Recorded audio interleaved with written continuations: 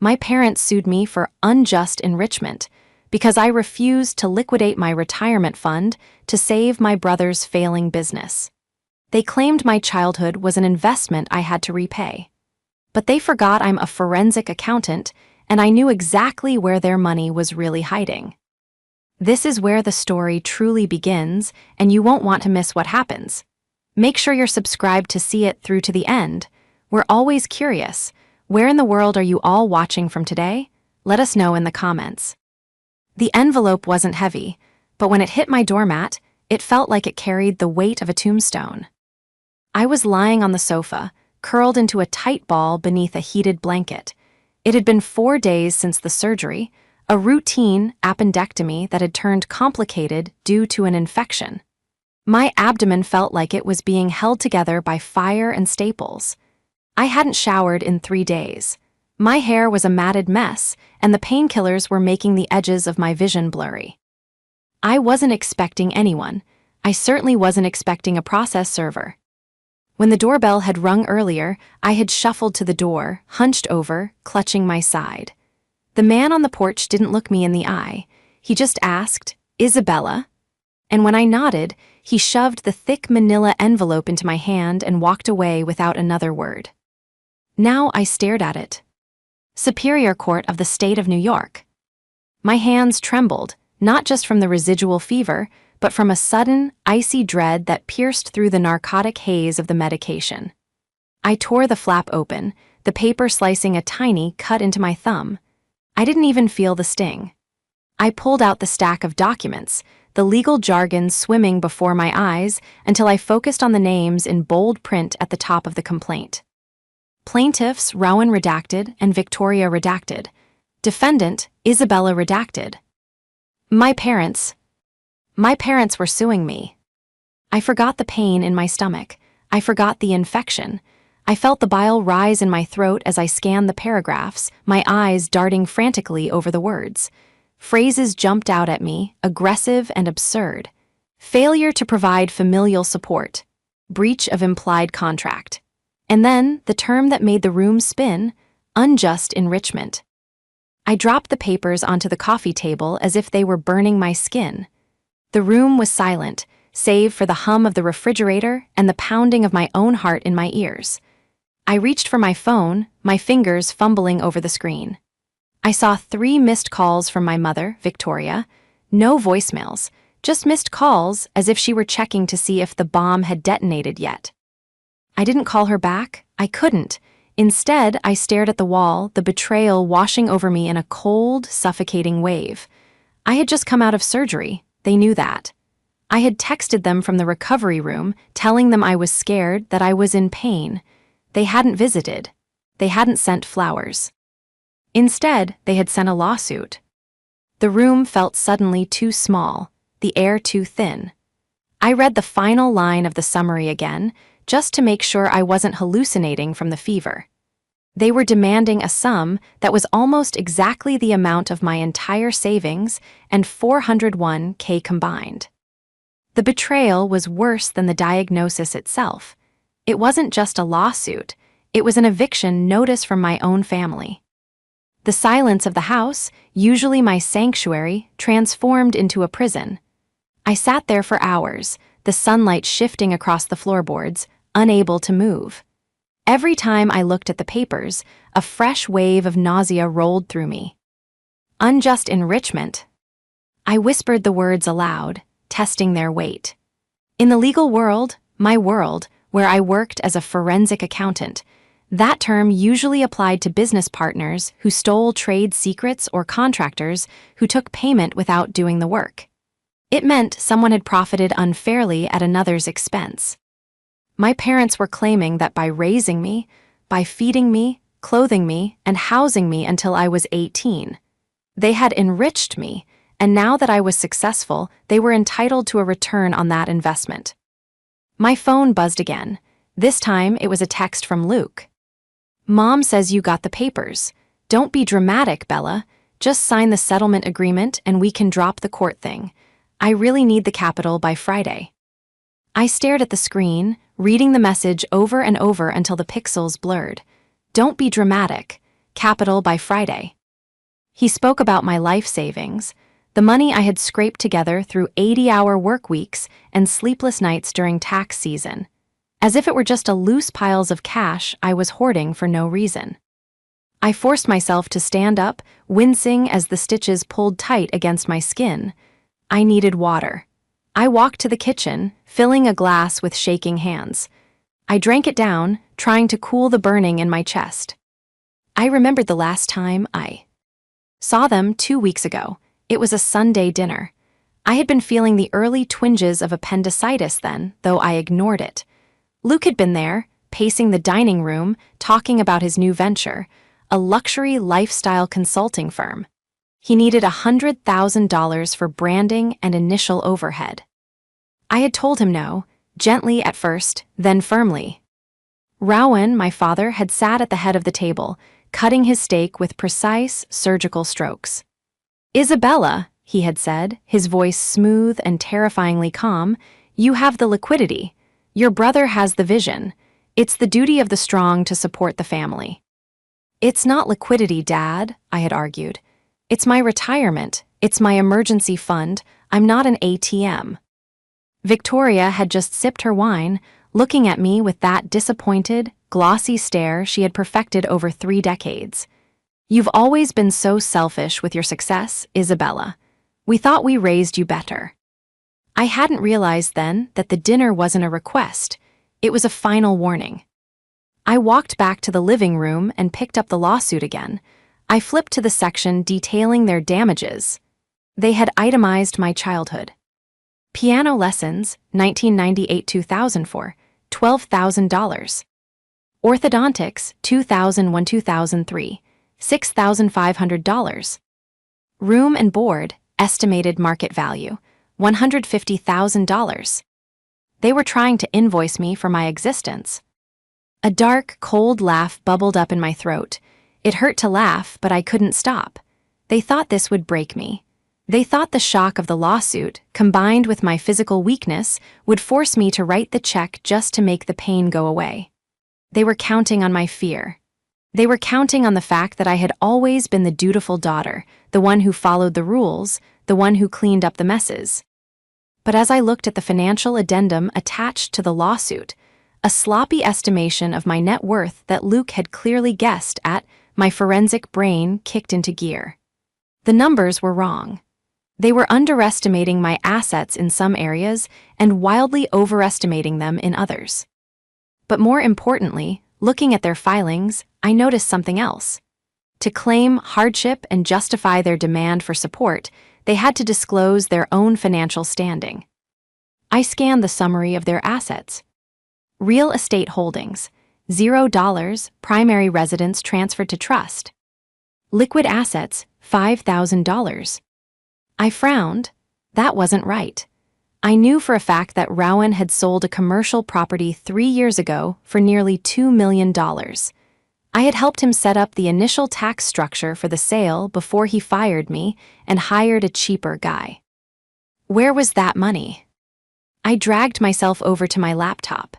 The pain in my side was now a dull, throbbing rhythm, a war drum beating a call to arms. I opened my secure work server. I wasn't just a daughter anymore. I was a senior forensic accountant for one of the top firms in the city. Tracing hidden assets wasn't just my job, it was my art form. They had thrown the first punch while I was bleeding on the ground. They wanted a legal battle? Fine. They had forgotten one crucial thing. You don't sue the person who knows where the bodies are buried, especially when that person knows how to read the map. To understand why my parents would sue their own daughter while she was recovering from surgery, you have to understand the mythology of our family. The mythology was simple. Luke was the sun, and the rest of us were just planets lucky enough to orbit him. From the day Luke was born, 4 years after me, he was the golden child. He was charming, I'll give him that. He had a smile that could melt butter and an ability to lie so convincingly that he often believed it himself. I was the responsible one. I was the one who studied. I was the one who got scholarships because Rowan and Victoria couldn't afford to send 2 kids to college, and they were saving the college fund for Luke. He needs the support, Isabella, my mother had told me when I was 17, holding my acceptance letter to a prestigious state university. You're smart, you'll figure it out. Luke, he's sensitive, he needs a safety net. So I figured it out. I worked 2 jobs. I took out loans. I ate instant noodles for 4 years while Luke drove a brand new convertible to his classes at a private liberal arts college, classes he rarely attended. When Luke flunked out after 3 semesters, it was the professor's fault. When he crashed the convertible, it was the other driver's fault. When his first business, a custom sneaker dropshipping scam, failed and left him $40,000 in debt, it was the market's fault. And every time, Rowan and Victoria were there with the checkbook.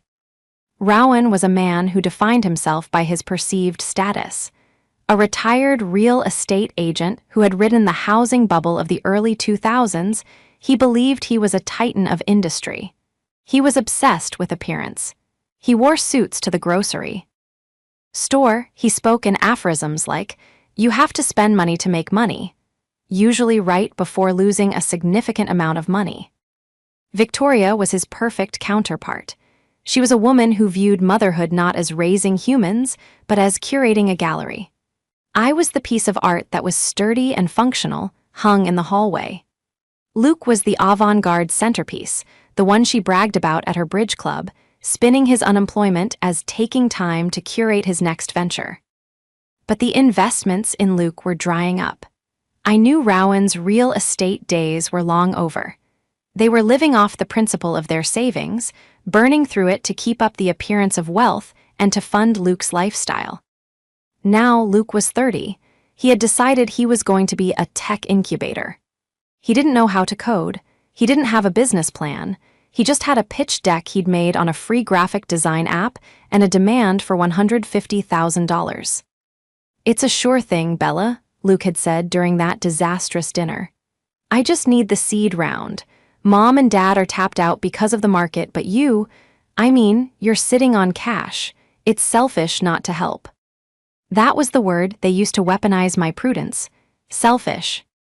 I looked at the lawsuit again. The unjust enrichment claim wasn't just a legal strategy, it was their worldview manifest. In their eyes, my money was their money. They believed that because they had birthed me, they owned my output. I was a subsidiary of the Parents and Luke Corporation, and I was withholding dividends. The doorbell rang again. This time, I checked the camera on my phone. It was Rowan.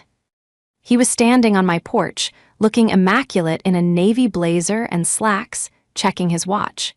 He didn't look like a worried father visiting his sick daughter. He looked like a CEO arriving for a hostile takeover. I struggled to my feet, clutching the wall for support. I shouldn't answer. My lawyer, if I had one yet, would tell me not to answer. But the anger was overriding the pain now. I wanted to see his face. I opened the door. I didn't unlock the storm door, though. I kept the glass barrier between us. "Isabella," he said, his voice projecting that practiced, booming warmth. "We were worried. You didn't answer your mother's calls." "I was served with a lawsuit, Dad," I said, my voice raspy. "I assumed communication should go through counsel." Rowan sighed, a theatrical puff of air, and shook his head as if I were a toddler refusing to eat her peas. "Don't be like that. The lawyers are just a formality, a way to structure the transaction. We need to handle this as a family." "A transaction?" I leaned my forehead against the cool glass. "You're suing me for the cost of my piano lessons." "We're asking for a return on our investment so we can help your brother," Rowan corrected, his eyes hardening slightly. "Luke is in trouble, Isabella, real trouble, this business. He promised investors. If he doesn't pay them back, there could be complications, legal ones." "So you want me to pay for his fraud?" "It's not fraud," Rowan snapped, his composure cracking. "It's a bridge loan. Look, just sign the settlement. We drop the suit, you transfer the funds, and we all move on. You have plenty. Why are you hoarding it? Do you want to see your brother go to jail?" I looked at him, really looked at him. I saw the fear behind the arrogance. He wasn't just trying to fund a business. He was terrified. Luke had done something bad, and Rowan and Victoria were broke. They were trying to cannibalize me to feed the beast they had created. I just had surgery, Dad, I whispered. I'm in pain. Rowan looked at my midsection, then back at my eyes. For a second, I thought I saw a flicker of concern, but then he checked his watch again. I know, honey. That's why we wanted to make this easy. Just sign the papers. I have them right here in the car. I can notarize them myself. The realization hit me with the force of a physical blow. He didn't come to check on me. He came because he thought I was weak. He thought the pain meds and the fear would make me compliant. He was a vulture circling a wounded animal. Go away, I said. Isabella, be reasonable. Go away, Rowan, I said, using his first name for the first time in my life. And tell your lawyer to check his email on Monday, because I'm not just defending this suit, I'm auditing it. I slammed the heavy inner door and locked the deadbolt. My legs gave out, and I slid down to the floor, the wood hard against my back. I was done crying. I was done being the dutiful daughter. They wanted a forensic accounting of our relationship. They were going to get one. The next 3 days were a blur of antibiotic schedules, ice packs, and the glow of 3 monitors illuminating my dark living room. I didn't go back to the office, but I didn't rest either. I couldn't. The anger had calcified into a cold, hard resolve that served as a better killer than the Percocet. My lawyer, a sharp-edged woman named Sarah whom I'd worked with on several fraud cases, had been incredulous when I sent her the filing. Isabella, this is insane, she had said over the phone. Unjust enrichment for raising a child? No judge in New York will entertain this. It's a nuisance suit. We can get it dismissed. No, I had replied, adjusting the heating pad against my side. Don't dismiss it yet. They submitted a sworn financial affidavit claiming poverty to get the filing fees waived and to fast-track the hardship claim. I want to see that affidavit. Bella, if you let this proceed to discovery, it's going to cost you money, Sarah warned. It's going to cost them more, I said. Send me the affidavit, Sarah. I need to see what they told the court they're worth.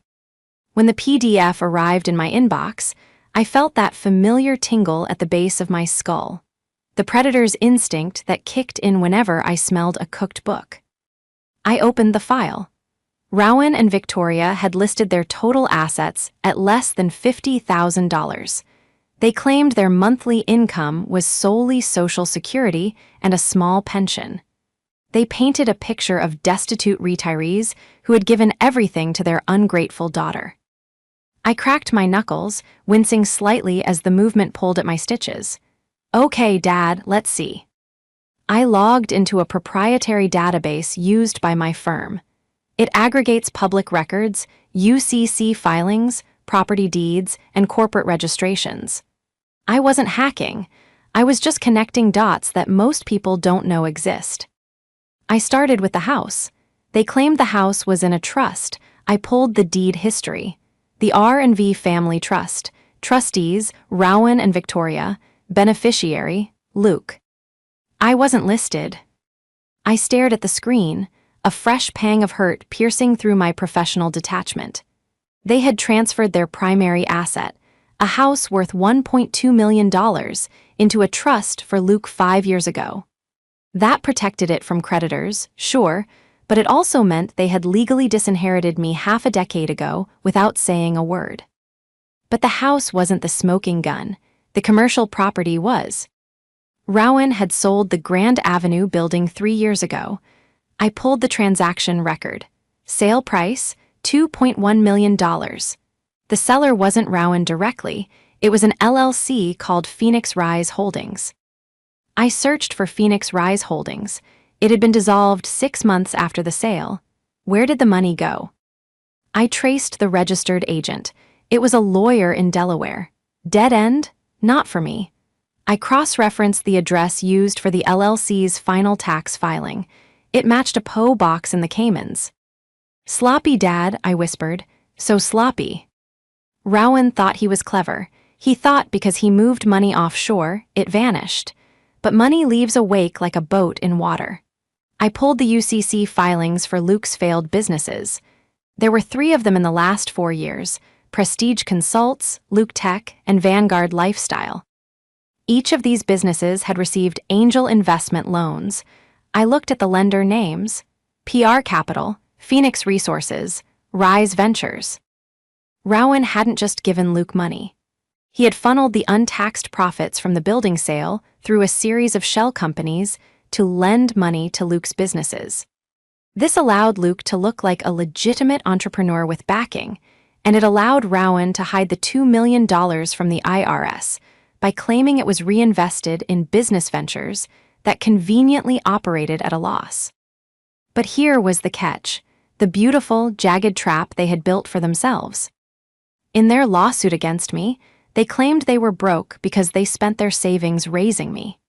In reality, they were broke because they had washed $2 million through their son's incompetence, likely evading capital gains tax in the process. If I presented this evidence to the court, the lawsuit would be the least of their worries.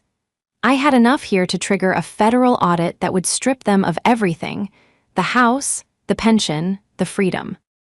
I sat back, the light from the screens reflecting in my glasses. I had the leverage. I had the weapon, but I needed them to confirm it. I needed to see the panic in their eyes to know I was right. I picked up my phone and called Sarah. "Set up a settlement conference," I said. "Tell them I'm ready to discuss terms. I want to do it in person. Thursday." "Are you sure you're up for that physically?" Sarah asked. "I'll take extra ibuprofen," I said. "Just make sure Luke is there." The conference room at Sarah's firm was all glass and polished mahogany, designed to intimidate. I arrived 20 minutes early. I wore my best charcoal suit, though the waistband was uncomfortably tight against my healing incisions. I had used concealer to hide the dark circles under my eyes. I looked impeccable. I looked like a shark. When my family arrived, the contrast was staggering. Rowan strode in wearing a suit that was 10 years out. Of style but expensive, a gold watch glinting on his wrist. Victoria was in cashmere, clutching a designer handbag that I knew cost more than my first car. And Luke looked like he was attending a brunch. He wore ripped designer jeans, a blazer over a t-shirt, and sunglasses that he didn't remove until he sat down. They didn't look at me. They looked at the view of the skyline. "Let's make this quick," Luke said, leaning back in the leather chair and putting his feet on the base of the table. "I have a meeting with a developer at 3. "Get your feet down, Luke," I said, my voice low and flat. He smirked, but he moved them. "Feisty, I guess the surgery didn't humble you." Rowan cleared his throat, placing a folder on the table. "We're glad you came to your senses, Isabella. This lawsuit? It's unpleasant business. But fairness is fairness. We calculated the adjusted inflation on the expenses we incurred for you. We're willing to settle for a flat $300,000. That creates a clean break." $300,000. It was almost exactly the amount I had in my brokerage account. Luke must have snooped through my mail years ago or guessed based on my job title. Sarah, my lawyer, opened her mouth to speak, but I silenced her with a raised hand. I needed to do this. "Fairness," I repeated. I looked at Victoria. "Mom, do you agree with this? You think I owe you $300,000 for raising me?" Victoria sighed, adjusting her pearls. Her eyes were wet, a practiced performance of maternal martyrdom. "Bella, you have so much. We're struggling. Your father and I, we gave up everything for you too. Is it so wrong to expect a little help in our twilight years? We're living on a fixed income." "A fixed income," I nodded. "According to your affidavit, you have less than $5,000 in the bank. Is that correct?" "You read the papers," Rowan snapped. "Yes, we are destitute." "And the house?" I asked. "We don't own the house," Rowan said quickly. "It's in a trust." "A trust for Luke," I clarified. "It's a family trust," Luke interjected. "God, you're so greedy. You always counting everyone else's money." "I'm a forensic accountant, Luke. Counting money is literally what I do." I opened my own folder, a slim, black binder. I slid a single sheet of paper across the polished table. It was the incorporation document for Phoenix Rise Holdings. Rowan's face didn't change immediately. He frowned, squinting at the paper. What is this? That is the shell company you used to sell the Grand Avenue property 3 years ago, I said calmly. You sold it for $2.1 million. Rowan froze. The color drained from his face so fast it looked like a curtain dropping. Victoria stopped fidgeting with her pearls. I don't know what you're talking about, Rowan stammered, but his voice lacked its usual boom. That was a business deal. It failed. The money is gone. I know it's gone, I said, sliding a second paper across. This one showed the wire transfers. It's gone because you funneled it into Prestige Consults and Luke Tech. You didn't lose the money, Dad. You gave it to Luke. And worse, you claimed those transfers were business losses to avoid paying the capital gains tax on the sale. That's tax fraud. About $400,000 worth of tax fraud. The silence in the room was absolute. Even the HVAC system seemed to hold its breath. Luke looked between me and the paper, his arrogance faltering. So, it's Dad's money. He can do what he wants. Not if he's suing me for poverty, I said, leaning forward, ignoring the sharp pull of pain in my abdomen. You filed a sworn affidavit to a superior court judge stating you have no assets, but I can prove you had $2 million 3 years ago and that you currently control assets hidden in offshore accounts. That's perjury, Dad. That's jail time. Victoria let out a small, strangled sound. Isabella, you wouldn't. You sued me while I was in the hospital. I slammed my hand on the table, the sound cracking like a whip. You served me papers while I was bleeding, and you did it to fund him. I pointed a shaking finger at Luke.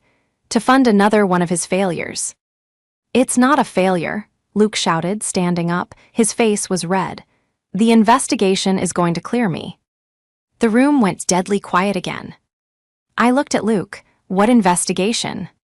Rowan reached out and grabbed Luke's arm, digging his fingers into the fabric of his jacket. Shut up, Luke. Shut up right now. I looked from Luke to Rowan. The panic in Rowan's eyes was primal. This wasn't just about the tax fraud I had found. There was something else. Sit down, I said to Luke, my voice dropping to a whisper. What investigation? We're leaving, Rowan announced, standing up and gathering the papers with trembling hands. This meeting is over. We'll see you in court.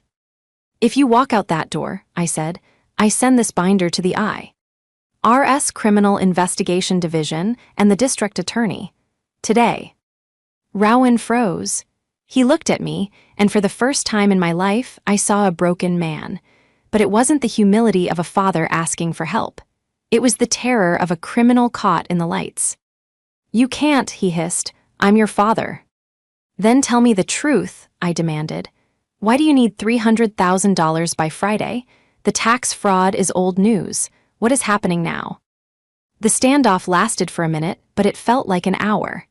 Finally, Victoria broke. She put her head in her hands and began to sob, real, ugly tears this time. They're going to take the house, she wailed. They're going to take everything.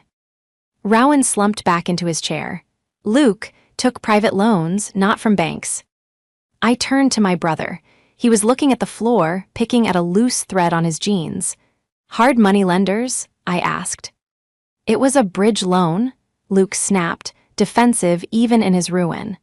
I was waiting for the Series A funding to come through for the consulting firm. I just needed $50,000 to cover the lease on the office space and the car. The interest rates were high. How high? I asked. Weekly, Rowan whispered. It compounded weekly. I closed my eyes. How much does he owe?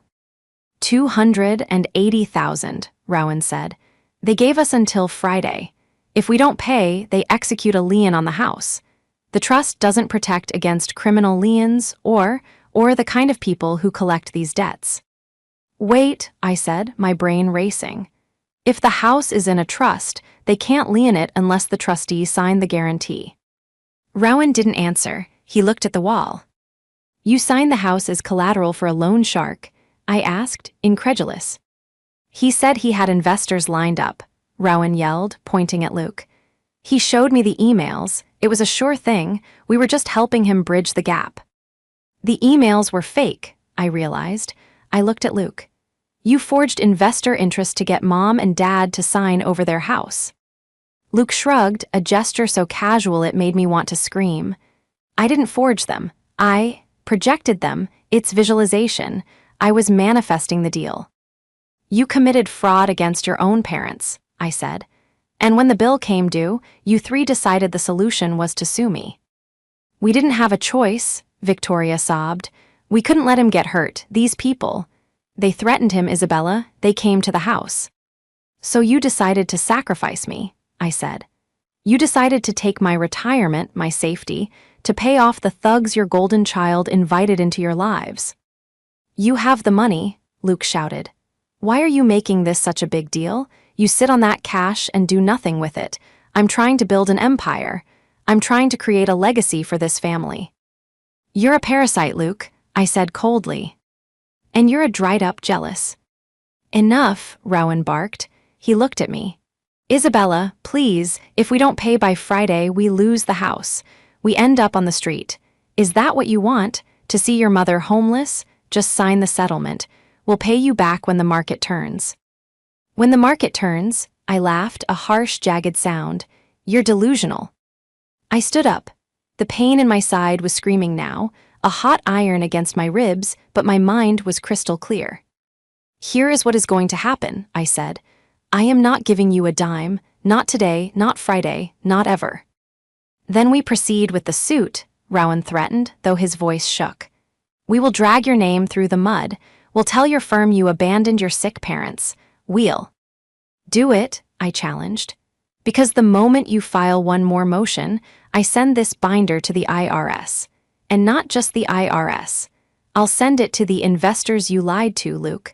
I wonder how they'll feel knowing you committed tax fraud while claiming you couldn't pay them. You're bluffing, Luke sneered. Try me.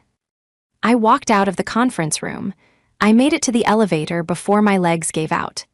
Sarah caught me, holding me up as the doors closed, shielding me from the view of my family. You okay? She asked, concerned. No, I said, leaning against the metal wall, but I have what I need. I went home, but the victory felt hollow. I knew they weren't done. Desperate people do desperate things, and my family was drowning. That night, the attack started. It began with an email to the HR department of my firm. My boss forwarded it to me at 9:00 p.m. It was a rambling, incoherent complaint from an concerned citizen, claiming I was embezzling client funds and using my accounting skills to hide personal assets. It was obviously written by Luke. It used the word utilization 3 times in one sentence. Then came the social media posts. Luke posted a video on his Instagram story, teary-eyed, claiming his wealthy sister was letting their parents starve. He tagged my employer. He tagged local news stations. But the inal straw came the next morning. I woke up to a notification from my bank. Alert, attempted access. Someone had tried to reset the password to my main brokerage account. They had the correct username and my social security number. They had failed the 2-factor authentication. The IP address was local. It was from my parents' house. They weren't just suing me anymore. They were trying to rob me. I sat at my kitchen table, the coffee going cold in front of me. I had the evidence of the tax fraud. I had the leverage. But I realized that a private settlement wouldn't stop them. As long as they thought they could bully me, they would keep coming. They needed a public lesson. I looked at the calendar. Friday was the deadline for the loan sharks. It was also the day of my nephew's christening, Luke's son from a brief relationship. The whole extended family would be there. Aunts, uncles, cousins, the audience Rowan and Victoria performed for. They wanted to play the family card. They wanted to make this about public perception. Fine.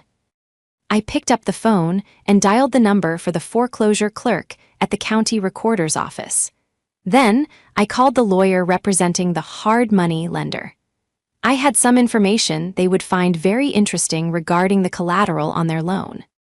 I wasn't just going to win the lawsuit. I was going to dismantle the mythology of the golden child, and I was going to do it while everyone was watching. Friday arrived with a slate-gray sky that matched the grim determination in my gut. It was the day of the deadline for the loan sharks. It was also the day of my nephew's christening.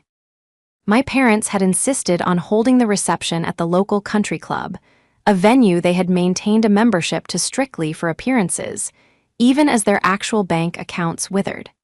It was the perfect stage. Crystal chandeliers, white linen tablecloths, and an audience of extended family members who had been fed a steady diet of lies about me for the last week. I walked in 20 minutes late. I was wearing a cream-colored dress that hid the surgical bandage, matched with a structured blazer. I didn't look like the villain they had painted. I didn't look like the greedy, abandoning daughter. I looked like exactly what I was, the only person in the room who had their life together. As I entered the ballroom, the hum of conversation died down. Heads turned. I saw my Aunt Carol whisper something to my cousin, shielding her mouth with a manicured hand. I saw the looks, a mixture of judgment and pity. Luke had done his job well. They all thought I was letting my destitute parents starve while I sat on a dragon's hoard of gold. Rowan and Victoria were standing near the head table, holding court. When they saw me, Victoria stiffened. Rowan's face went a shade of pale that clashed with his spray tan. They hadn't expected me to show. They thought the threat of the IRS or the shame of the smear campaign would keep me hiding at home. I grabbed a glass of sparkling water from a passing waiter and walked straight toward them. Isabella, Victoria hissed as I got close, a forced smile plastered on her face for the benefit of the guests. We didn't think you'd come, not after everything. I wouldn't miss it, Mom, I said, my voice carrying just enough to be heard by the nearby tables. I wanted to see the family. It's been a while since we had an honest conversation. Luke appeared at my elbow, smelling of expensive cologne and fear. What are you doing here? If you're not here to write the check, get out. You're upsetting Mom. Actually, Luke, I am here to settle accounts, I said. I stepped back, creating a small circle of space. The room was quiet now. The tension was palpable, a physical weight in the air. Aunt Carol, I called out. My aunt, a gossipy woman who loved drama, looked up, startled. You sent me a text yesterday saying I should be ashamed for not helping my parents when they're penniless. Is that right? Well, Carol stammered, clutching her pearls. Isabella, really, this isn't the time. It is exactly the time, I said. I turned back to Rowan and Victoria. Because everyone here thinks I'm being sued because I'm selfish, but they don't know the real reason you sued me, do they, Dad? Isabella, stop, Rowan warned, his voice shaking. Don't do this. I reached into my bag and pulled out the black binder. I didn't hand it to them. I held it up. My parents sued me for unjust enrichment, I announced to the room. They claimed they spent their life savings raising me and that I owed them a refund. They told the court they have zero assets. They told you, I gestured to the room, that they are broke. I opened the binder. But here is a transfer record from the Cayman Islands, I read, my voice steady and cold.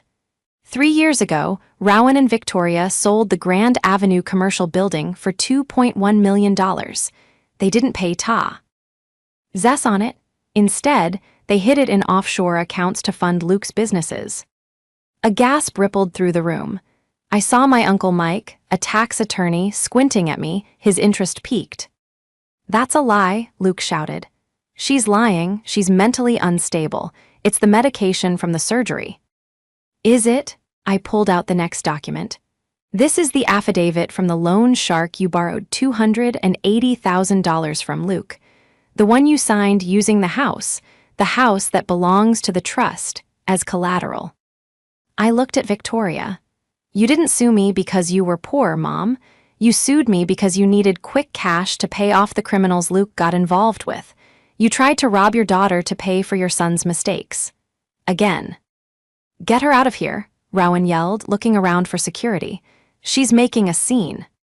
But nobody moved. The family was frozen, caught between the horror of the accusation and the sheer detail of the evidence. I'm not done, I said. Because you dragged my reputation through the mud, I decided to clear the air completely. You see, the deadline for that loan was today. Noon, actually. I checked my watch. It's 12:15. As if on cue, though in reality, it was just the inevitable machinery of the law catching up. The double doors of the ballroom opened. It wasn't the police, it was worse. Two men in cheap suits walked in. One held a clipboard, the other held a stack of notices. They weren't looking for the buffet, they were looking for Rowan. Rowan redacted, the lead man asked, his voice booming in the silent room. Rowan shrank back. Who are you? Process server, the man said, bored, and representative for Apex Capital Lending. We have a default judgment and an order of possession for the property located at parent's address. You have 48 hours to vacate the premises. He shoved the papers into Rowan's chest. And, the man added, looking at a second paper, I have a summons for Luke redacted for fraud and theft by deception. The silence in the room was shattered by Victoria's wail. She collapsed into a chair, knocking over a flute of champagne. The glass shattered, the sound echoing like a gunshot. You did this, Luke screamed at me, his face purple. You called them, you tipped them off. I didn't have to call them, Luke, I said, my voice calm amidst the chaos. You signed the contract. You missed the payment. I just made sure the IRS knew about the $2 million in the Caymans so they could freeze the rest of the assets before you gave that to the loan sharks too. I looked at the extended family, who were now staring at Rowan and Victoria with expressions of horror and disgust. The facade was gone. The perfect family was revealed to be a hollow shell of fraud and favoritism. I won't be funding the bailout, I said to Rowan, who was staring at the eviction notice in his hands shaking uncontrollably. I'm the unjust enrichment, remember? I'm the investment that didn't pay out. I turned on my heel. My side ached, my head pounded, but my heart felt lighter than it had in 20 years. Enjoy the reception, I said.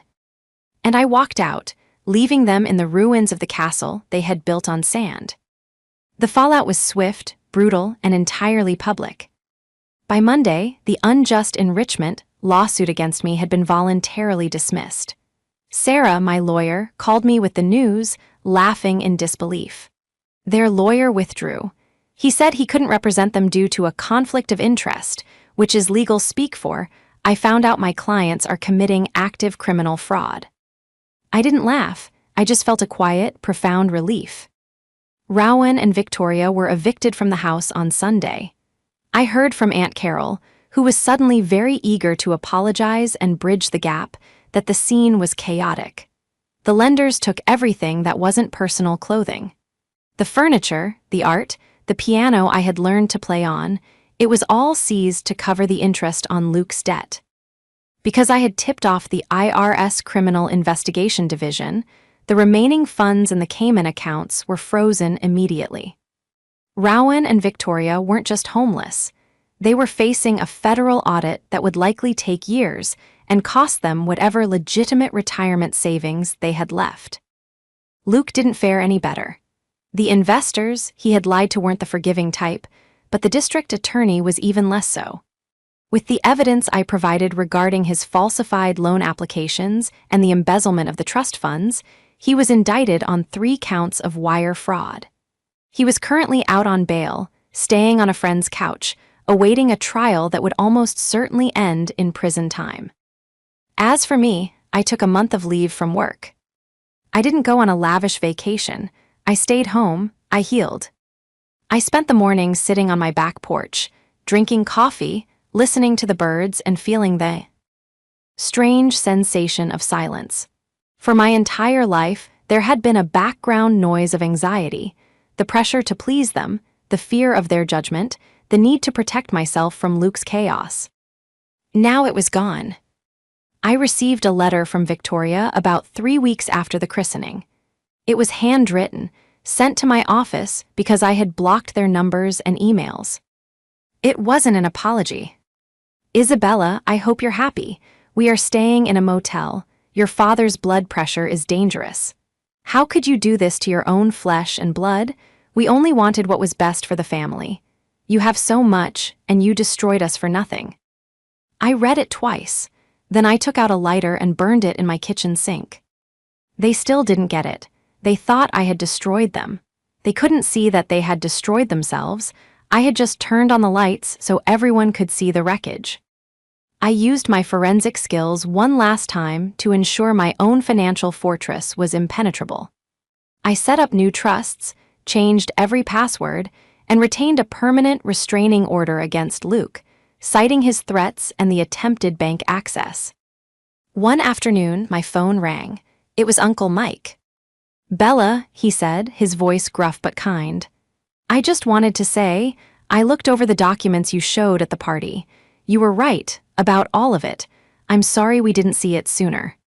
"Thanks, Uncle Mike," I said. "Your aunt and I are having a barbecue next weekend," he offered. "No drama, just burgers and the kids. We'd love for you to come. Your parents aren't invited." I hesitated. The instinct to isolate, to protect myself from anyone sharing that DNA, was strong. But I realized that punishing the bystanders was what Rowan and Victoria would do. "I'd like that," I said. I hung up the phone and looked around my house. It was mine. Every brick, every beam, every piece of furniture was paid for by my work, my sacrifice, my resilience. I had been raised to be a support beam for a crumbling structure. But I had walked away, and while they collapsed, I was still standing. I wasn't the golden child. I was something better. I was free.